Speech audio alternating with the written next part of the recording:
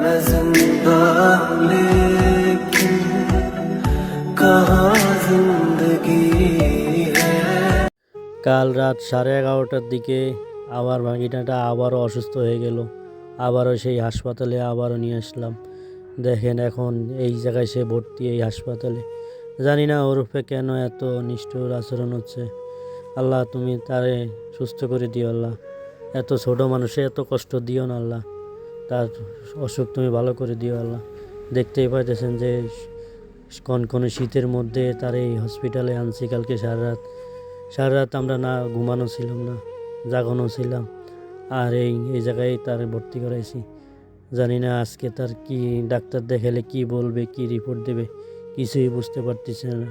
হঠাৎ করে যে সে এত অসুস্থ হয়ে যাবে কল্পনাও ছিল না। বুঝতেছি না ওর রোগের ব্যাপারটা।